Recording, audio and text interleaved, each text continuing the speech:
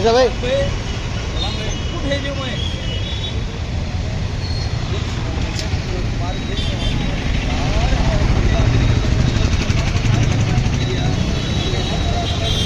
उधर कुछ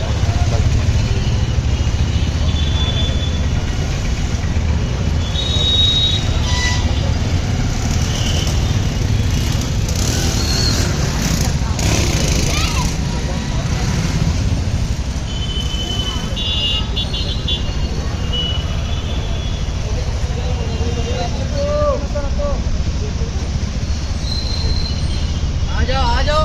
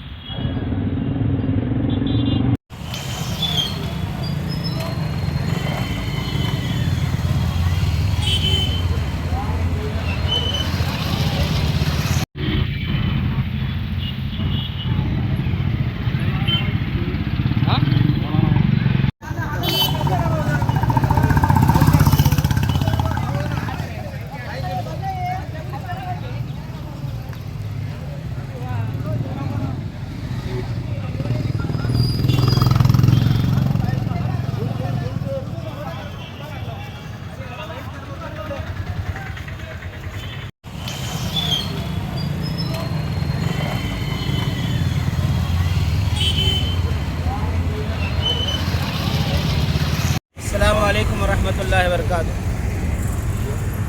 पूरे मुल्क भारत में मुस्लिम पर्सनल लॉ बोर्ड के तहत में आज ह्यूमन चैन इंसानी जंजीर का प्रोग्राम 2 बजे से 2:30 बजे तक 25 मई 2025 में हो रहा है। और मुस्लिम पर्सनल लॉ बोर्ड वक्फ एक्ट के ख़िलाफ़ ऐसे जो भी और प्रोग्राम इंशाअल्लाह बोलेगी, हम सब उसको मुकम्मल तौर पर अमल करेंगे। और हम चाहते हैं हुकूमत हिंद से जो हमारे ऊपर जुल्म के साथ ये क़ानून लगा रहे हैं, ये क़ानून वापस लिया जाए। जब तक वापस नहीं लेते, मुकम्मल तौर पर बिल वापस होना चाहिए। 1-2 इसमें के पॉइंट्स नहीं, बल्कि मुकम्मल बिल वापस जब तक नहीं होती, हम इसी तरह रोडों पर आएंगे, एहतजाजात करेंगे, धरने करेंगे। मुस्लिम पर्सनल लॉ जो भी आगे करने के लिए कहेंगे इंशाअल्लाह हम उसको फॉलो करेंगे। और ख़ासकर ये जो प्रोग्राम अब नंदयाल में हो रहा है, इसके लिए जो भी आइम्मा, मजलिसुल उलमा, नंदयाल मुस्लिम जॉइंट एक्शन कमेटी और जो भी इसके लिए कोशिश किए हैं, उन तमाम का हम शुक्रिया अदा करते हैं। और ख़ासकर मीडिया का भी शुक्रिया अदा करते हैं जो हमारी एक दावत पर लब्बैक कहते हुए यहाँ पर हाजिर हुए हैं। अस्सलामु अलैकुम वरहमतुल्लाहि वबरकातुहू। और ऐसे ही क़ानून जो पुलिस है, police 1 town 2 town 3 town CA और DSP मैडम, SP गारू, इन सब का भी हम शुक्रिया अदा करते हैं। अस्सलामु अलैकुम वरहमतुल्लाहि वबरकातुहू। All India Muslim personal board పిలుపు మేరకు దేశవ్యాప్తంగా ముస్లిం మైనార్టీ సంఘాలు అన్ని ఉద్యమకారులందరూ మానవహారం నిర్వహిస్తున్నారు। కేంద్ర ప్రభుత్వము 25 వక్ఫ్ బోర్డు సవరణ చట్టాన్ని వెంటనే ఉపసంహరించుకోవాలని మేము డిమాండ్ చేస్తున్నాము. అదేవిధంగా సుప్రీంకోర్టు కూడా కేంద్ర ప్రభుత్వం యొక్క దుర్మార్గ వైఖరిని వ్యతిరేకిస్తూ తీర్పిస్తాయని ఆశిస్తున్నాము.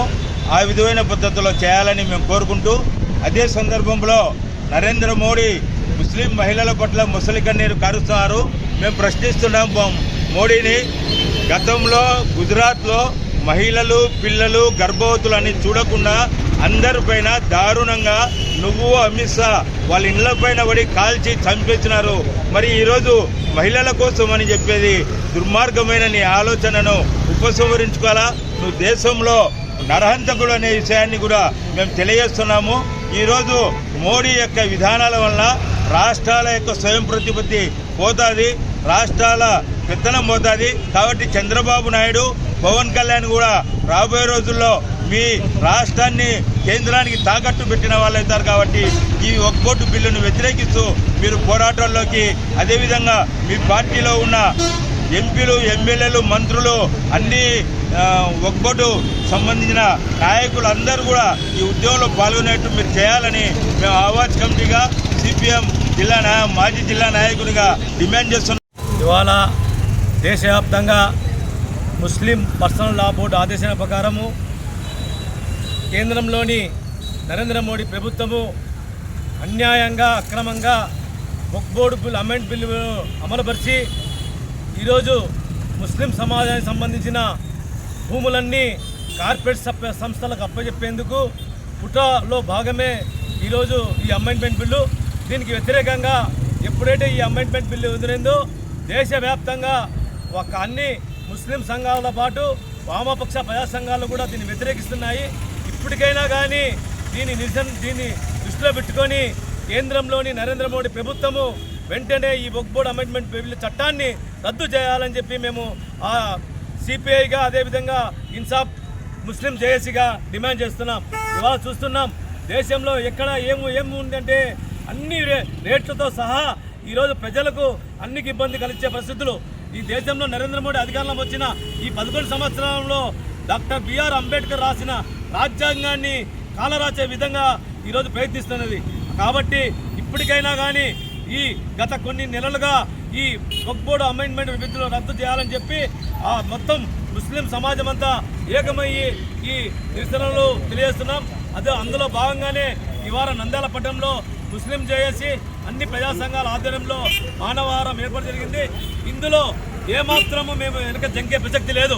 ముఖ్యంగా ఈ నరేంద్ర మోడీ ఈ నల్ల చట్టాన్ని రద్దు చేయకపోతే రాబోయే కాలంలో ఈ ఆందోళనను మరింత పెంపుదల చేసి ఈ అమెండ్మెంట్ బిల్లు రద్దు చేసేంత వరకు దేనికైనా పోరాడడానికి సిద్ధంగా ఉండాలని చెప్పి తెలియజేస్తున్నాం.